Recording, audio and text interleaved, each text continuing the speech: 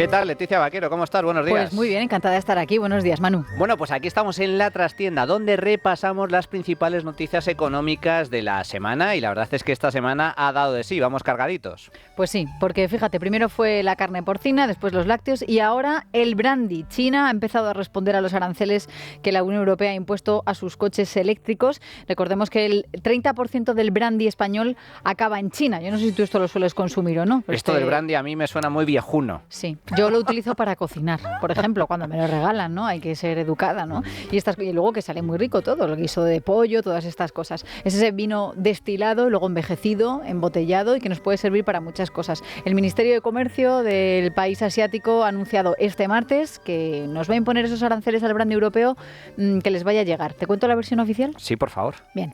Ha detectado prácticas de dumping en los productores europeos y dice que eso representa una amenaza para la industria de brandy local, para la China.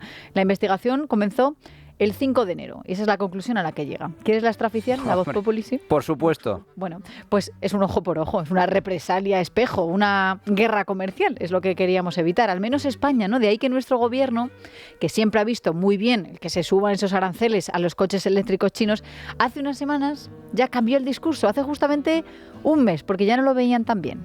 España quiere jugar un rol constructivo, de tender puentes, porque creo que no convienen guerras comerciales. Un nuevo cambio de opinión, Manu, pero hombre, no el último, qué raro, claro, qué raro. Porque en esas estábamos diciendo que la Unión Europea tiene que reconsiderar la opinión, es lo que dijo Pedro Sánchez en septiembre, cuando en la última votación que ha habido en la Comisión del Parlamento Europeo, ¿qué ha pasado? Que España se ha abstenido.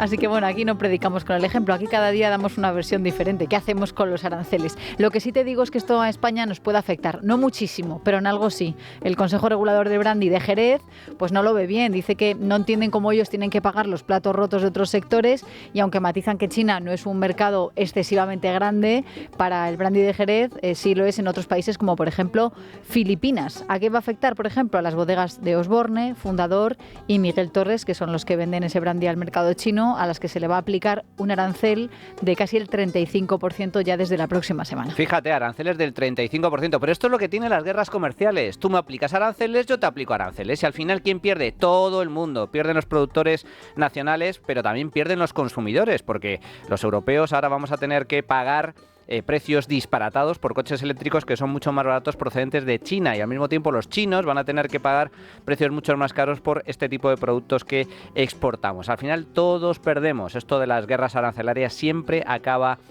mal. Y otro tema importante esta semana, Leticia, es que, cuidado, porque se ha convocado una huelga, otra más, en el sector de transporte por carretera que puede afectar y mucho al Black Friday y a las Navidades. Sí, porque con la llegada del frío nos metemos en casa y fundimos las tarjetas de crédito de débito. Esto los sindicatos lo saben, quizá por eso, esto es algo que me malicio yo.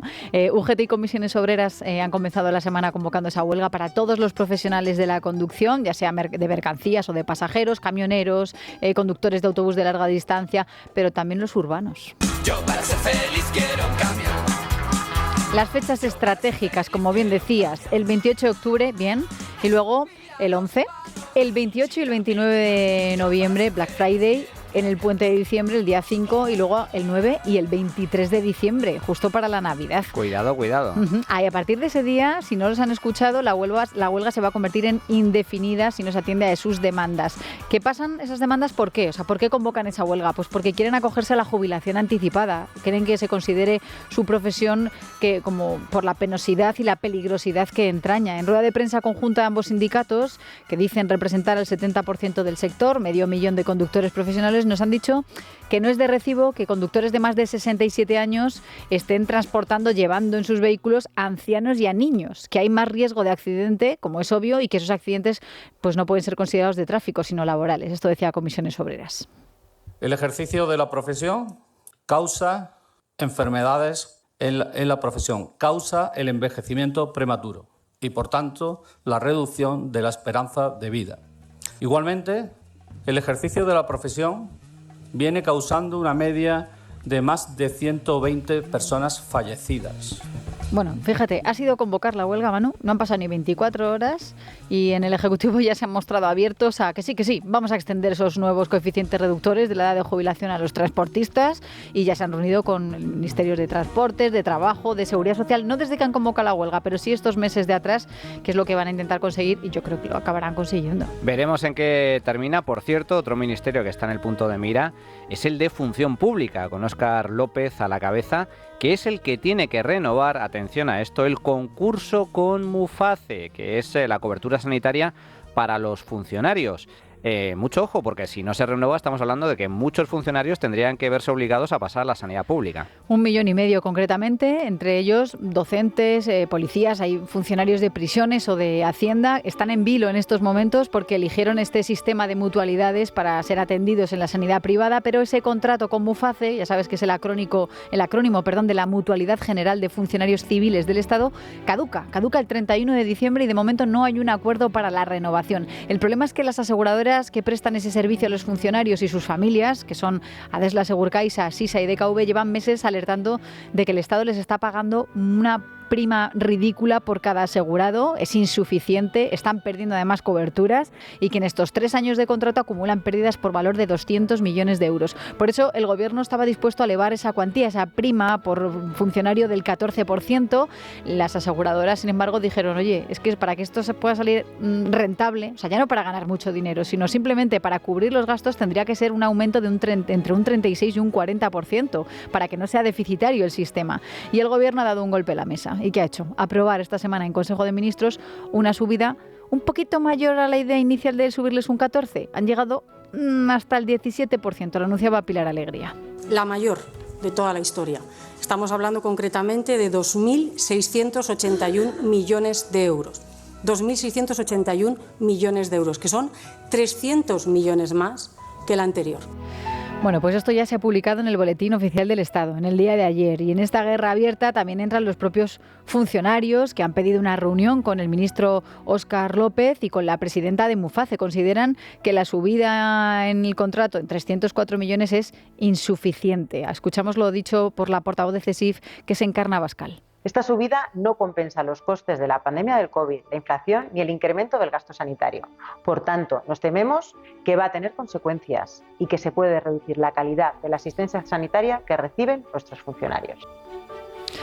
Y seguimos hablando de funcionarios, Leticia, porque esta misma semana hemos conocido que España es el segundo país de la zona euro donde más cobran los empleados públicos respecto a los trabajadores del sector privado. Esto es una conclusión a la que ha llegado el Banco de España en un informe publicado esta semana en el que analiza la brecha salarial. Fíjate que siempre hablamos de brecha salarial para diferenciar entre los sueldos de los hombres y de las mujeres, pero aquí hablamos de otra brecha, claro, en la que existe entre el sector público y el privado, ¿no? En 2021, porque ahí es hasta donde han llegado los datos, en España los que trabajaban para la administración cobraban un 25% más. Estamos muy por encima de los países de nuestro entorno. En Italia, por ejemplo, cobran un 16% más. En Alemania solamente un 1%.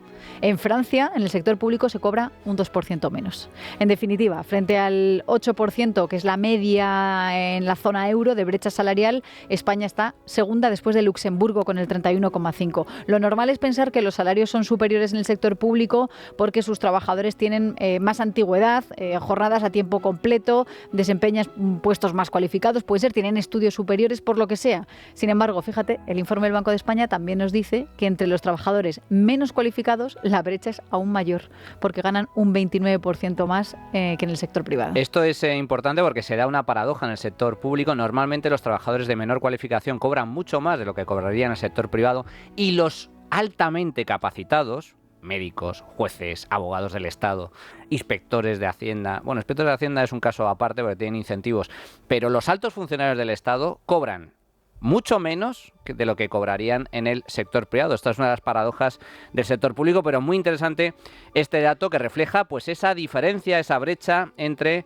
el empleo público y el empleo privado en España. Y terminamos, Leticia, con, atención, una fiesta tecnológica con la presentación de los nuevos taxis sin conductor de Tesla. ¿Tú te subirías? Yo me subiría seguro. Yo también. Pero cuidado, además, no solo han presentado taxis sin conductor, que esto ya va a ser una revolución, han presentado también robots autónomos por un precio de $30.000. Dentro de poco, Leticia, ya nos veo a mucha gente con robots en casa para hacer tareas de cocina, de limpieza. Esto lo va a revolucionar absolutamente todo. Mira, cada día es verdad que estamos viendo cómo los robots y toda la tecnología se empieza a fusionar con nuestra vida cotidiana. Lo estamos viendo. ¿Has visto estos restaurantes donde llega un robot y te sirve directamente con la bandeja, ¿no? Totalmente. O en los centros de Amazon, donde están robotizando. Esta misma semana también han presentado un centro robotizado de Alcampo, en San Fernando de Henares, en Madrid. O sea que poco a poco los robots estamos viendo cómo forman parte de nuestras vidas.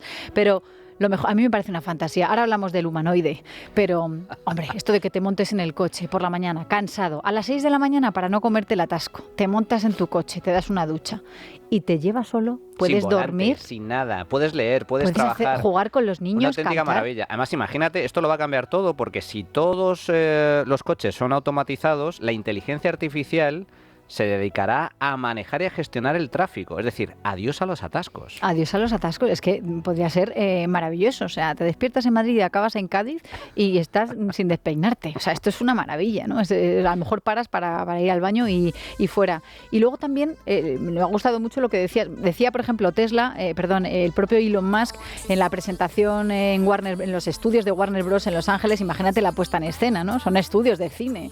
En la presentación que se ha llamado We Robot, pues nos ha mostrado el Cybercab, es como se llama ese taxi robot autónomo de aspecto futurista, plateado.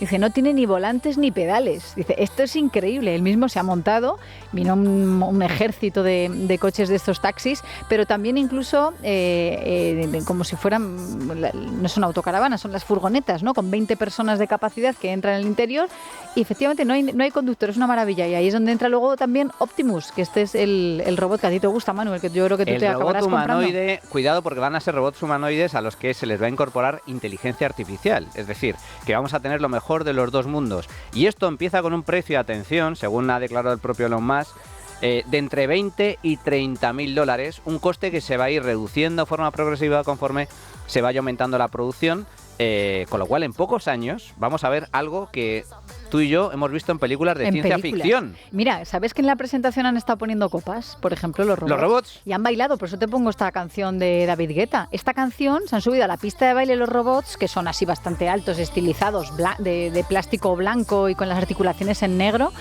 bailando esta canción. Bailaron la Macarena también, ¿eh? O sea, les hemos visto hacer absolutamente de todos. Más de 3 millones de personas siguieron esa presentación de We Robot por internet. Y bueno, esto es que ha llegado ya la revolución robótica.